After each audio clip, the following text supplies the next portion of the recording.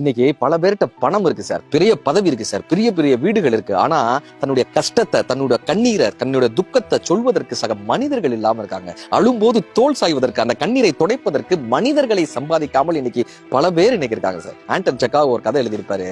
ஒரு குதிரை வண்டிக்காரர், அவருடைய பையன் இறந்து போயிடுறான். 4 நாள் கழிச்சு மறுபடியும் இவர் வேலைக்கு போயே ஆகணும்ன்ற ஒரு கட்டாயம். ஆனா அந்த துக்கம் எல்லாம் இவர் மனதுல இருக்கு. பையனை பிரிஞ்ச துக்கம், வேலைக்கும் போய் ஆகணும், வயிற்றுப்பாடு, அந்த குதிரை வண்டியை எடுக்கணும். அந்த குதிரை வண்டியில முதலா ஒரு பெரிய பணக்காரர் வந்து ஏறாரு.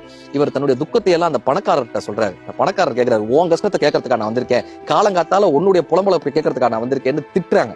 2வதா இளைஞர்கள் ஒரு 4 பேர் ஏறாங்க. இவர் தன்னுடைய மகன் இறந்த அந்த துக்கத்தை சொல்றாரு. அந்த பசங்க எல்லாம் கிண்டல் பண்றாங்க, கேலி பேசுறாங்க. அடுத்ததா ஒரு மத போதகர் ஏறாரு. அந்த மத போதகர்கிட்ட இவர் தன்னுடைய துக்கத்தை சொல்ல, மகன் இறந்த துயரத்தை சொல்ல, மத போதகர் சொல்றாரு, நீ பாவம் பண்ணிட்ட, அதனாலதான் உனக்கு புத்திர சோகம் வந்திருக்கு, இதுக்கு என்ன தெரியுமா பரிகாரம்னு காசு பார்க்க ஆசைப்படுறாரு. இப்ப எல்லார்கிட்டையும் சொல்லி பார்த்து எந்த இடத்திலும் ஆறுதல் கிடைக்காத அந்த குதிரை வண்டிக்காரர் கடைசியாக தன் குதிரையிடம் அந்த துக்கத்தை சொல்லி குதிரையை கட்டி பிடித்து அழுதாருன்னு ஆண்டன் செக்காகோ அந்த கதையை முடிச்சிருப்பாங்க. உங்கள் கண்ணீரை துடைப்பதற்கு கைகள் இல்லையா? உங்கள் கைகளே அந்த கண்ணீரை துடைக்கட்டும். நாளைய நாள் நம்பிக்கையோடு பிறக்கட்டும்.